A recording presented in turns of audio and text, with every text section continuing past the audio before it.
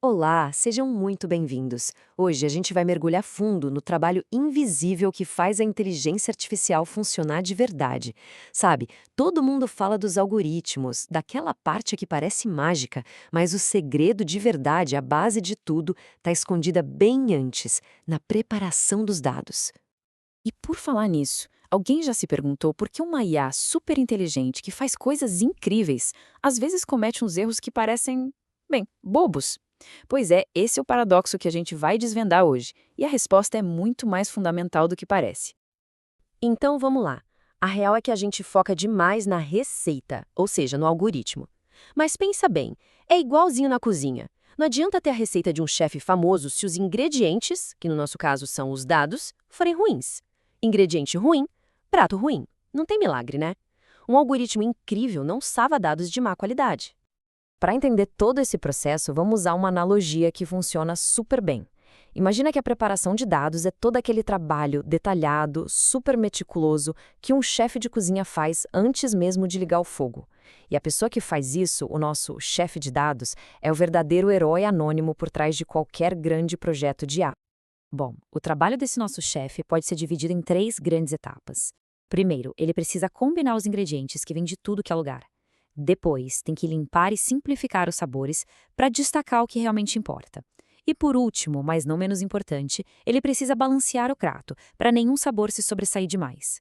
Vamos dar uma olhada em cada uma dessas partes. Começando pela primeira tarefa, combinar os ingredientes. É que, na vida real, os dados raramente vêm de um lugar só, tudo bonitinho e organizado. É mais como ter que ir em várias feiras, mercados e lojinhas diferentes para conseguir tudo que se precisa. E claro, essa busca toda traz um monte de desafios. As fontes são super diferentes: bancos de dados, planilhas, arquivos de texto. Às vezes o mesmo nome significa coisas diferentes em cada lugar. Os formatos não batem, uns a quilos, outros a libras, um formato de data aqui, outro ali.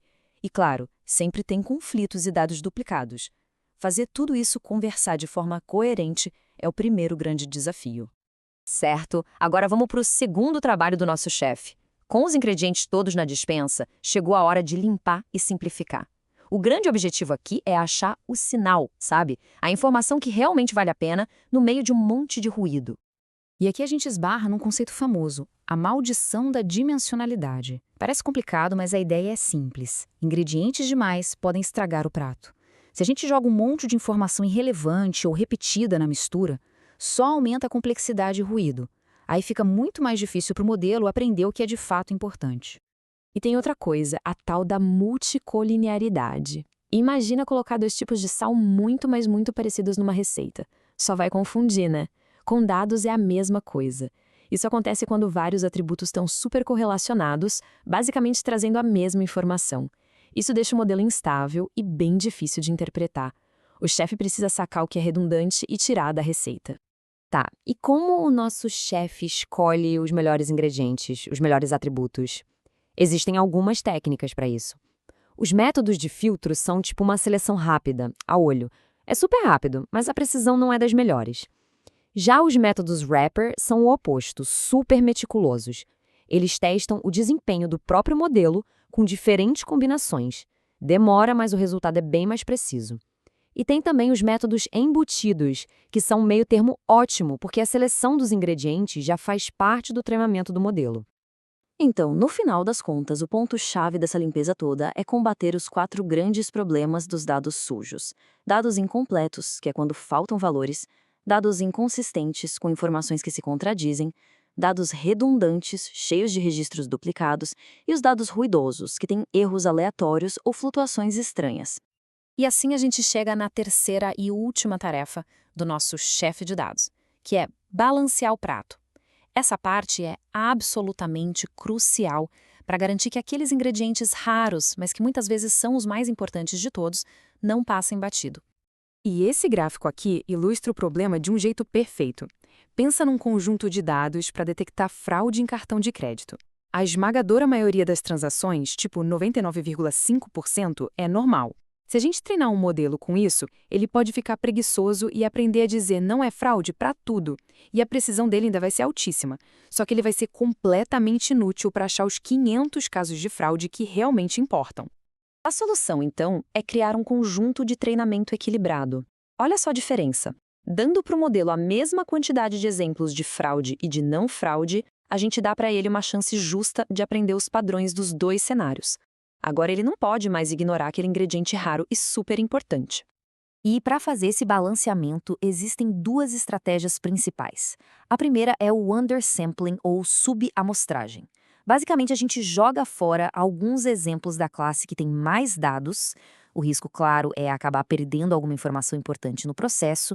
A outra é o oversampling, ou superamostragem, que faz o contrário, cria mais cópias dos exemplos da classe minoritária. O perigo aqui é o modelo se ajustar demais àqueles dados repetidos. Mas aí é que entra uma técnica mais inteligente, o Smolt.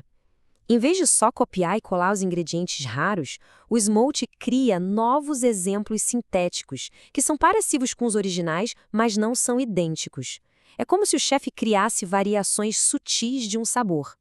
Isso aumenta a diversidade dos dados e diminui muito o risco do modelo só decorar o que já viu. Muito bem, depois de todo esse trabalho de preparação, para que serve tudo isso? A gente chega agora no teste de fogo da IA para entender por que todo esse esforço do nosso chefe realmente importa. O objetivo final de tudo isso tem um nome: generalização.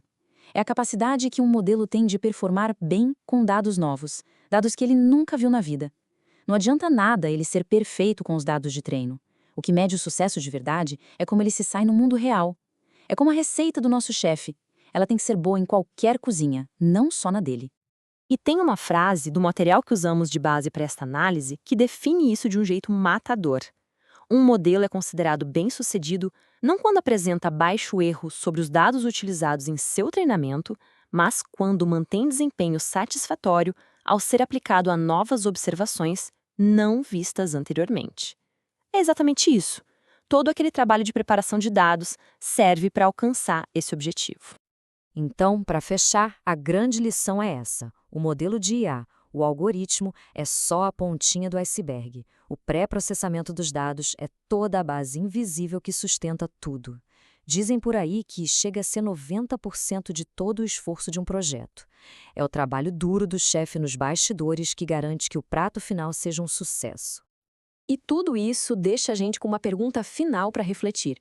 Será que o próximo grande salto da inteligência artificial não vai vir de um novo algoritmo revolucionário, mas sim de um conjunto de dados incrivelmente bem preparado e curado? Fica aí a provocação. A gente se vê na próxima.